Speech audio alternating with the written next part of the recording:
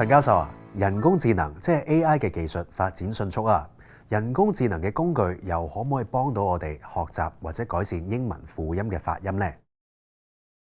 其實咧 AI 已經徹底改變咗發音學習，甚至係學英文嘅方式㗎啦。AI 已經為學生同埋教育工作者咧提供咗好多個人化嘅診斷工具啦。對於學習者面對特定母語嘅干擾，例如以廣東話為母語嘅英文學習者咧，如果你問 AI 嘅話咧，其實佢已經可以精準咁指出有問題嘅輔音，提供針對性嘅語言建議，同埋生成一啲度身訂造嘅練習俾你嘅。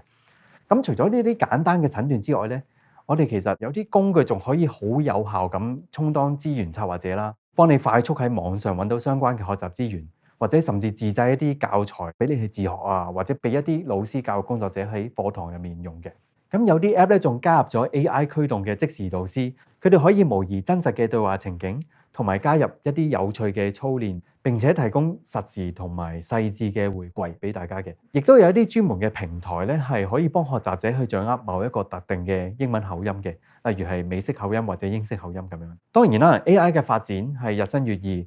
將來可能會有更加多嘅有趣嘅方式去幫助英文學習者去掌握英文發音嘅。人工智能對學習英文輔音嘅發音會唔會有任何限制㗎？咁就我所知啦，現有嘅 AI 工具或者應用程式咧，其實有時未必可以好清楚咁解釋到俾你聽你發音嘅困難嘅背後原因嘅，因為咧佢哋主要係靠探測你嘅聲音輸入啦，我哋叫 acoustic input， 評估你嘅發音嘅問題嘅。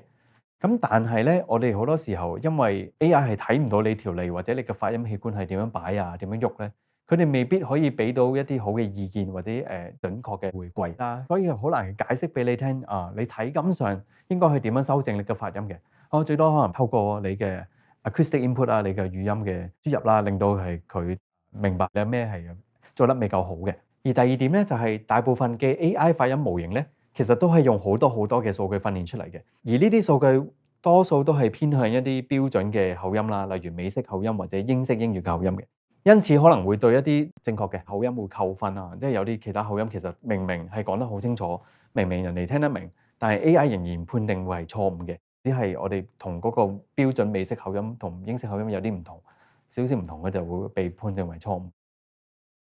關於英文輔音嘅發音，陳教授仲有冇其他觀點可以分享下？咁其實喺今日全球化嘅世界，其實世界有好多唔同嘅英文口音啦，所以好多專家同埋語言學家都認為，與其要追求一個母語程度嘅英文口音同發音，不如盡力令自己講英文清晰流暢。我哋應該明白，我哋每個人嘅口音同埋發音特徵咧，或者特色咧，其實都係我哋個人身份嘅一部分，而未必係一種缺陷嚟嘅。咁最後，對於進階學習者嚟講，佢哋可以嘗試多啲去了解唔同嘅英文口音入面，元音同埋輔音其實係點樣讀啊？點樣去呈現嘅？可以大大提升佢哋喺多元國際環境中嘅溝通同埋應對能力。近年嚟，能夠輔助用家提升語言能力嘅人工智能 AI 工具越嚟越先進。雖然相關技術仍有改進空間，但只要大家按住自己嘅需要，選擇合適嘅人工智能工具輔助學習，對我哋英文發音同埋說話能力都會帶嚟相當嘅幫助。